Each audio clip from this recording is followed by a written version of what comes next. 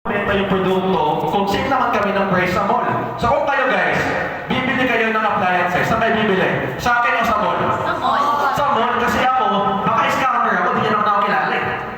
Ngayon, as a salesperson, paano ako mabibenta sa concert? Ang ginawa ko, no strategy, nag-isip ako, nangopya ako. Ang ginawa ko, pumunta ako sa page ni concert, nagpo-post sila ng produkto nila doon sa Facebook. May mga nagko-comment how much. Ako yung nagpipili.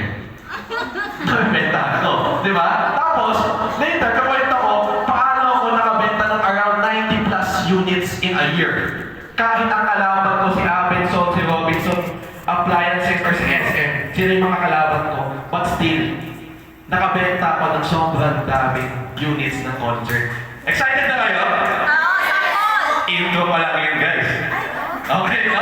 So, before I start, guys, can you tap yung nasa right nyo? Sabihin nyo, kapit lang. Kapit lang, no? Sabi, okay, no? Sabi naman yung nasa kaliwa, other side. Type tap nyo naman sinagawan sila yun. Ang sabihin nyo, Bes, huwag kang sasama. Hindi dito ha. Sa liwanag, okay? Kasi yung mga ganito po, kasi hindi nakakaantok, di ba? So, gusto ko yung focus yung nasa akin. Saglit lang naman to, baka mapagbigyan nyo ako, mamaya na kayo mag-cellphone, kasi pag nagtampo ako, alis na ako. Okay? Nagtampo. Okay, so sige, next natin. Ayan. So, noong 2019 onwards, ginawa ko din part-time or sideline yung pagtutok sa mga schools, universities, private companies, talking about sales, mindset, skills, yung mga ganun. Lahat na nasa-search sa Google.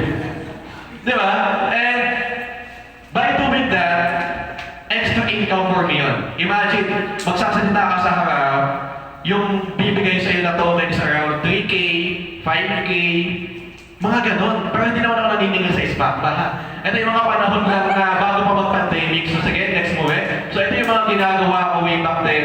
Nung nagtayo ako ng company, sinishare ko din, paano nga ba siya nagagawa ng isang bata entrepreneur. And next, sige, ito yung pinaka-alumni ko, no? Yung PUP San Pedro. So lahat ng marketing students, from first year to fourth year, dami namin, no? Wala eh, libre kasi yung tuition eh. So, nag-share ako, nag-give up ako. Nag-give back ako, no? Sa mga students. And nakakatawa kasi yung mga yan ngayon, lahat yan graduate na. Lahat yan mga professionals na. And nakakatawa kasi some of them, ang tinitang nakakaalala pa din. Na, hi Sir Mike, thank you sa mga nasabi mo way back 2019. Hindi ko na nga naaalala eh. Pero, they are so grateful kasi talagang in-apply nila yung mga senior ko sa kanila. And I'm hoping, no, something na may mapulot kayo sa session natin for today. Okay? Meron, sana meron, okay? Kasi some of you are graduating na. Oh, waiting na lang ba? Parang ayaw nyo, no? Hindi ba sure? Kabado pa. Okay, sige. Okay lang yan. No, maaga pa. Sige, next, no? So, after 2019, ay, hindi ako yan, ay. Ako yan. Ayan, no? So, guys, pa-next na ako ulit. Ayan, yan. Ayun, okay. Pwede. May nagbago. Nakakalito. Sige, mamaya may lima ka sa akin. Limang kanta pa. So ito, 2020, pandemic guys, may nagaya sa akin. Kasi sabi ko, sales ako eh. Gusto ko income, gusto ko ng pera, kasi hindi kami mayaman eh. Gusto ko yumaman kagad. That's why, lahat ng opportunities, ginagrab ko, basta legal. Basta legal ha. Okay, so ginagawa ko, nag-join ako sa ProLife UK, even yung first policy ko is Sun Life. So yung first insurance ko is Sun Life, pero nag-ahente ako kay ProLife. Bakit? Mas malaki daw yung komisyon. Okay, sige, try natin. Pero 1 year ako niligawan nung nag-recruit sa akin. 1 year. Alam niyo kung bakit? Kasi I have this ego na ahente na ako, wag mo na akong ahente. Hindi mo ako masa-sales talk kasi sales ako eh. Ginaganon ko siya lagi. Pero one day na-realize ko, itong taong to, nakakapaghulog ng kotse niya, ang trabaho niya lang naman is isang ahente ng insurance. Nilalang ko lang yung mga ahente ng insurance. Namimigay ng payo. Uy, sige. Napamay Sabi ko, ano ba ginagawa nito? Pero na-curious ako, bakit siya nakakapagbayad ng mga bills niya? Ito lang naman yung work na ginagawa niya. So nag-join ako March 9, 2020, nag-lockdown ng March 15 or 20, something like that, no? Nakakatuwa, no? Kakapasok ko lang sa bagong sideline, nag-lockdown na kagad. Ang saya, no? Pero as of now, I have more than 500 plus insured investors na naniwala sa akin. Pinapalakpakan yun guys. No? And as of now, I'm a unit manager, meaning nag-handle ako ng mga agents under me. Ito yung mga financial advisor na nagpa-part-time. Part-timers na sa 30 plus na sila. Ito yung mga pag nagbenta sila, may commission ako. Diba? Networking ko dati nga, diba? Mayaman. Then, this is one of the highest award na natanggap ko as a financial advisor. So bilang bida-bida tayo, palaban tayo, I became the MDRT. So yung MDRT guys is the $1 Million Round Table. Anong meaning nun? That's the highest award na makukuha ng isang financial advisor. Top 2% financial advisor worldwide. Imagine, mag-recognize ka as part of the top 2% lang ng mga financial advisor sa buong mundo. Totoo yan guys. And pinapalakpakan ulit yan. Okay? No?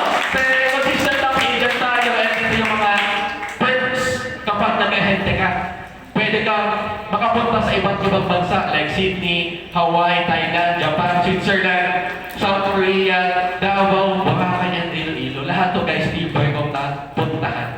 And nung estudyante ako, nag-work ako ng 3 years as a sales, never ako nakasakay ng aeroplano. Pero nung pumasok ako dito sa business na to, siya pala yung unang magpapasakay sa akin ng airplane. So nakakatuwa, no? As a sales, rewarding pala talaga. Okay? So, okay lang na mahihain ako dati, okay lang na introvert ako dati, pero nung hinarap ko yun, sinalingan ko. No? Okay, sige. Next! Ayan, no? So, ito yung team ko. Halo-halo sila, no? May mga bantos tuloy. May mga mommies, may mga professionals na bata pa, then lahat sila 4-year course grad, and lahat sila naniniwala na lahat ng magandang na-experience ko dito is may experience nila. Sige, next. So, ganito nakalaki yung team ko, and ayan, no? Kung makikita nyo, iba't iba yung pinanggalingan nila. May mga IT engineer dyan, may architect, may mga medtech na eh. Saka licensed nurse. Imagine mga lisensyado itong mga to. Pero, they still want to have a extra income. So, talaga, pag nakita nyo ako, mukhang pera talaga ako, yes. No? Kasi, wala eh. Hindi kaya eh, no? Sobrang daming gastusin, okay, no? So, sige, next. Why sales? Isa lang ba yun, no? So, bakit ka nga ba papasok sa pagiging sales? No? Bakit ka papasok sa pagiging isang business owner? Bakit, no? Kasi guys, versus sa pagiging empleyado, hindi naman sa sinisiraan yung pagiging empleyado, no? Pero, nandito kasi yung growth at lumabisita ko baga. Respect tayo.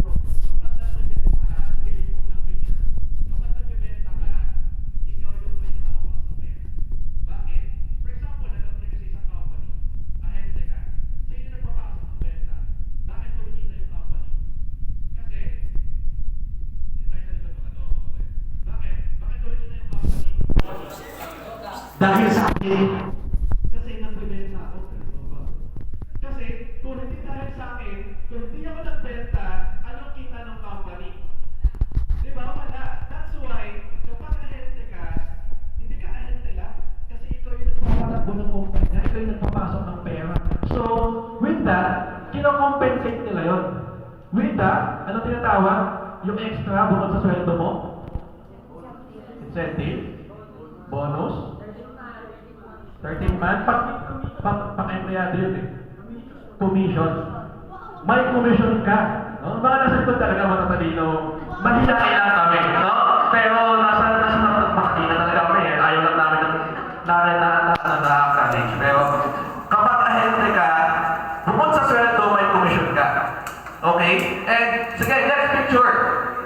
With that, you have the leverage. Ano yung leverage, guys? Nung nag-ahente ako ng mga medical equipments, yung may mga ka-work ako mga licensed electronic engineers. lisensyado, yung mga nag-take ng board exam, yung mga pumunta sa simbahan, talagang nagdasal at nag-aral para pumasa. Bakit ka ba nag-marketing at the first place? Kasi walang board exam. Kasi nga, hindi naman ako matalino. Matalino mo. Diba? Pero, ginala ba ako sa PUP? Hinilaan ko lang yung entrance exam doon eh. Pero, you have the leverage. Ano yung sabi ng leverage? Yung mga engineer versus sa akin, kapag may mga demo kami, demo meaning yung machine ipapagamit mo sa ospital para magustuhan nila, tapos mag-evaluate sila.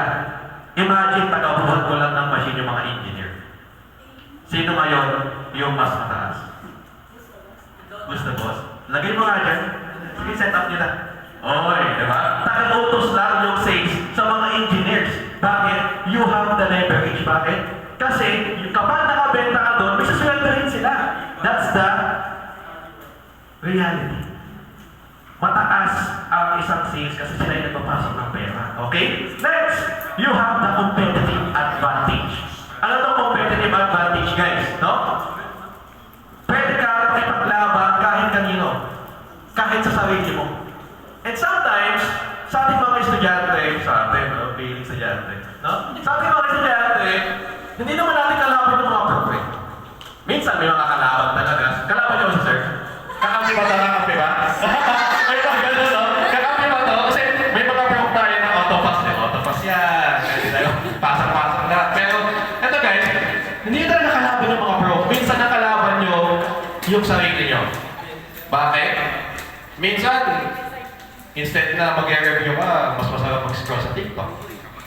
Discipline. Minsan, kaya mo naman, pero sabi mo, baka hindi ko kaya kasi hindi ako yan. Ikaw na kagad yung nag-say ng no to yourself. Hindi mo talaga kaya. Ikaw nagsabi.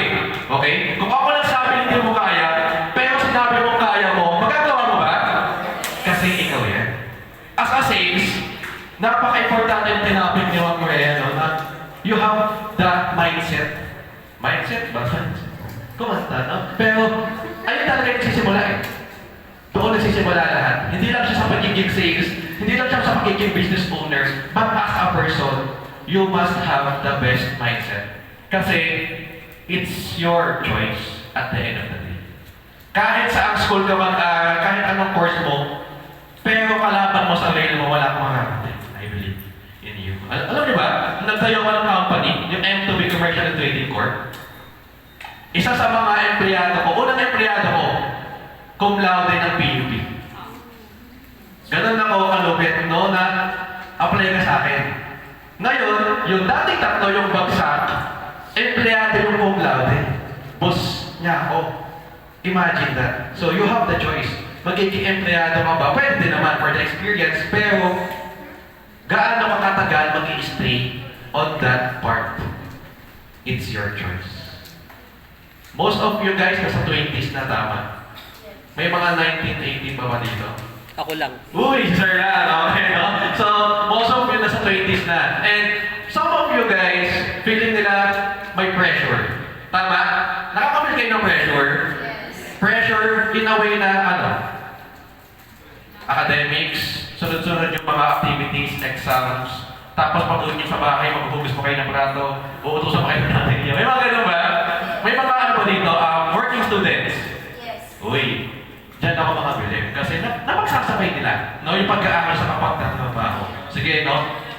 So, being a sales, guys, because of being sales, flex ko na lang din, no? Na after a year working as a sales, nakakuha ka agad ako ng kotse.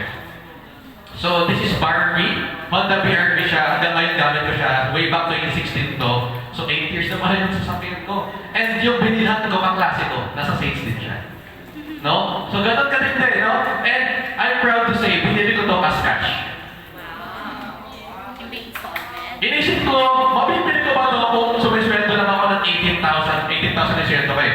18,000 per month, kaya ko ba? Ang layo sa katotohanan. Pero by being a sales executive, sa mga komisyon na natatanggap ko, kaya pa nang bumili ng sasakyan on your first year after graduation. Kaya, di ba? Next! Nakapagpatayo din ako ng bahay sa Batangas because of being sales, no? Second year ko to, nakapagpatayo ako ng bahay. Book na lang naman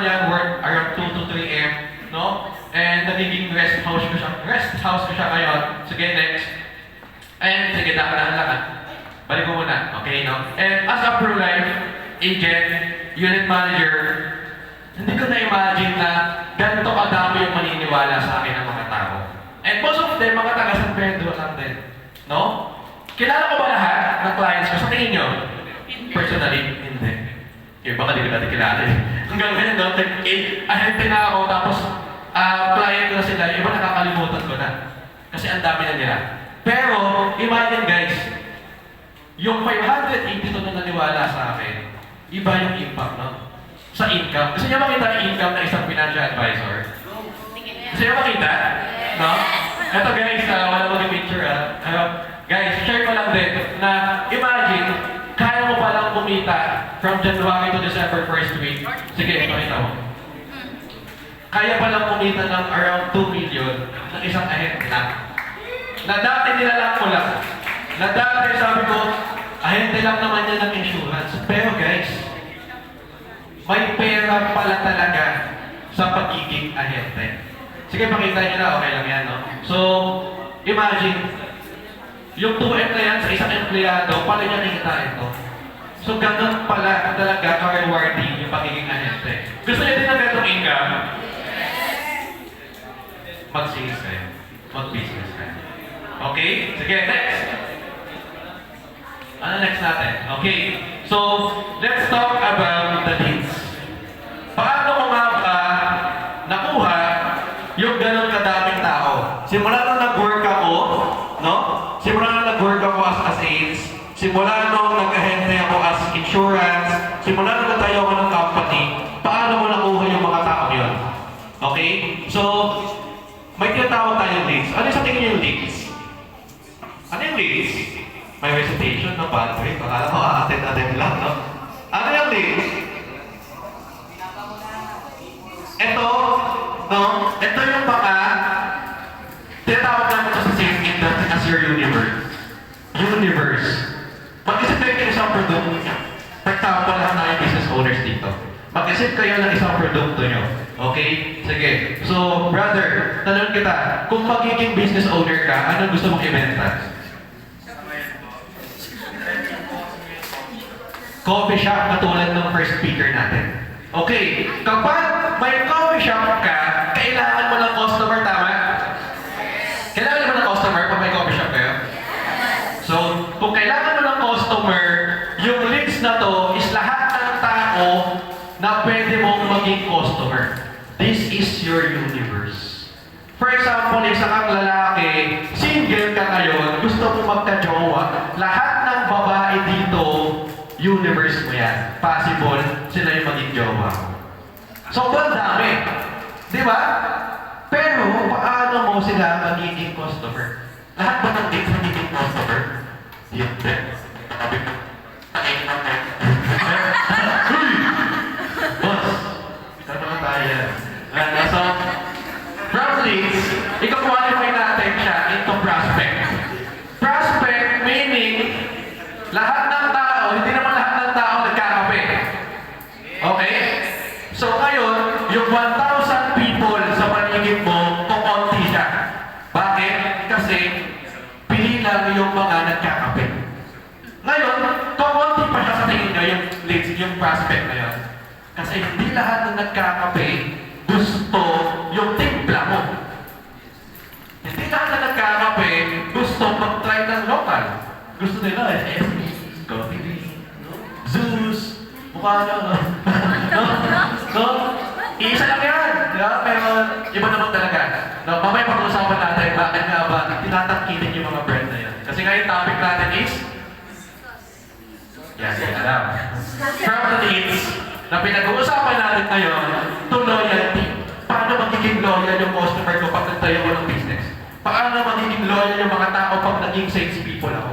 Okay? So sige, next moment, no? Kapag nasa sales ka na or business ka na, lahat ng tao nasa paligid mo, maaalala mo. Simula nung elementary ka, simula nung, actually, magkalaga mo ng bata kayo, no? Na tinutusok mo sa mata. Mga ganun, no? Simula nung elementary, high school, college, then nag-work ka na, lahat sila maaalala mo. Bakit? Kasi may binibenta ka na. Sila yung mga possible na magiging customer mo, tama? Yung mga Sino yung mga ka na yun? Bigyan niyo ko na isa. Kakilala. Kaibigan. Kaklase. Kamag-anak. Kapamilya. Kamag-anak, kapamilya. Sige, isa pa ka.